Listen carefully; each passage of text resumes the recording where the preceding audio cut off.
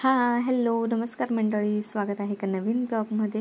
तर सकाळी सकाळी तयार होऊन आम्ही निघालेलो आहोत देवदर्शनासाठी. एक्झॅक्टली कुठं चाललो ते तुम्हाला पुढे समजेलच. तर मी, रायबाचे पप्पा, माझ्या सासूबाई आणि प्रेमाने आम्ही सगळे निघालेलो आहोत या ठिकाणी अंमळनेरला.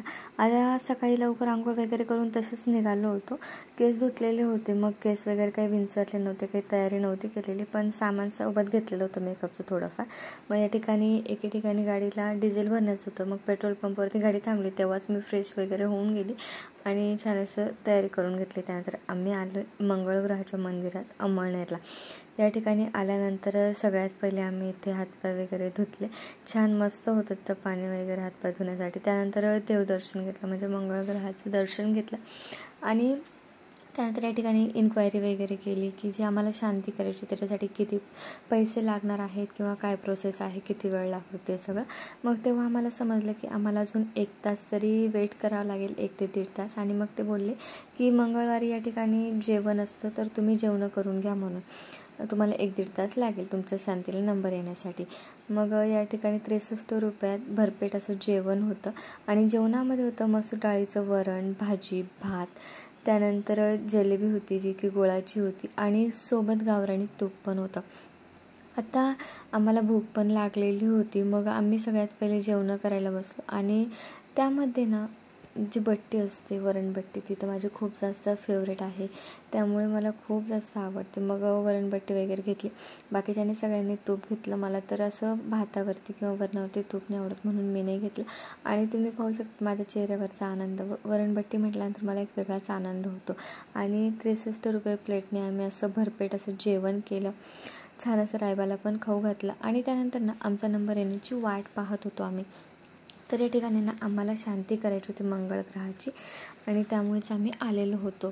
तर या ठिकाणी 4 व्हीलर आणलेली होती, त्यामुळे मग प्रेम, ओम आणि सासूबाई पण आमच्यासोबत आलेले होते. त्यानंतर या ठिकाणी आमचा नंबर येण्याची वाट पाहत असतानाच आम्ही ते जे काही तिकीट वगैरे असतं ते काढून घेतलेलं होतं आणि हॉलमध्ये आलो. आता मंदिराच्या जवळच हॉल होता आणि हॉल खूप मोठा होता, म्हणजे एका वेळेला बरेच लोक पूजेसाठी बसू शकतात अशा पद्धतीने. आता या ठिकाणी आम्ही बघत होतो की आम्हाला फोटोमध्ये काय काय घेता येतं, फोटो जमेल का. आणि हे ह्या साईडला मंदिर आहे आणि इकडच्या साईडला तो हॉल आहे शांतीचा.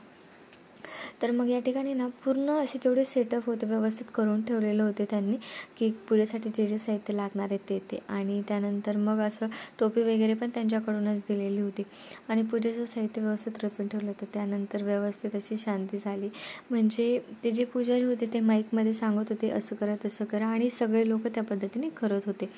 आता शांती वगैरे व्यवस्थित झाली. त्यानंतर या ठिकाणी आम्ही बाहेर आलो. बाहेर थोडं बघितलं, फोटो सेशन वगैरे केला आणि मन खूप प्रसन्न वाटलं, नाही का. असं शांती झाली मस्तपैकी. आणि आम्हाला मंगळग्रहाची शांती करायची होती म्हणूनच आलेलो होतो आम्ही.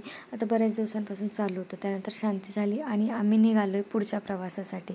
आता हे सगळं करत असताना ना आम्ही घरून टिफिन तर आणलेला होता, पण त्या ठिकाणी जेवण केल्यामुळे मग तो टिफिन तसाच राहिला. आणि येताना मी फ्रूट्स पण आलेले होते, जसे की काकडी, सफरचंद, त्यानंतर गाजराचा हलवा. पण या ठिकाणी रस्त्यावरतीच रायबाला झोप आली आणि मग त्याने गाडीमध्ये झोप घेतली.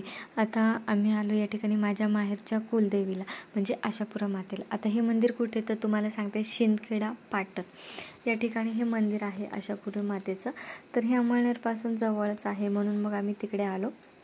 इतक्या लांब आलो आहे आणि मग इथं नाही जायचं कसं होणार, नाही का. म्हणून मग आम्ही या ठिकाणी मंदिरात आलो. तर ही माझी माहेरची कुलदेवी आहे. या पहिले मी 2-3 वेळा आलेली होती, तर माझ्या सासूबाई या ठिकाणी पहिल्यांदाच आल्या, म्हणून आम्ही त्यांना घेऊन आलो. आता या ठिकाणी आम्ही दर्शन वगैरे घेतलं. आता मंदिरात ना देवीच्या मूर्तीपर्यंत पण जाऊ शकत असतो, पण आम्ही सोहळ्यामध्ये नव्हतो, त्यामुळे पुजाऱ्याने आम्हाला नकार दिला. ते बोलले तुम्ही सोहळ्यात राहिले असते तर आम्ही जाऊ दिलं असतं. मग आम्ही बोललो की रायबाला जाऊ द्या. मग ते पुजारी स्वतः घेऊन गेले. रायबाना खूप घाबरत होता, नको नको म्हणत होता तुम्ही चला म्हणून, पण आम्ही त्याला जबरदस्ती दिलं कारण देवीचे आशीर्वाद घेण्यासाठी. आणि मग रायबाने ते देवी मातेचं दर्शन केलं. तर बोला आई आशापुरा माता की जय. तर मन खूप प्रसन्न झालं देवीचं दर्शन घेऊनही. आणि त्यानंतर आम्ही तिथून निघालो.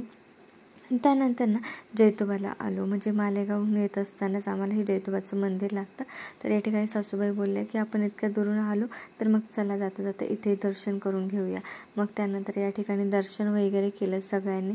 आणि असा होता आमचा हा ब्लॉग कसा वाटला कमेंटमध्ये नक्की सांगा. व्हिडिओ पाहिल्याबद्दल धन्यवाद. Thanks for watching.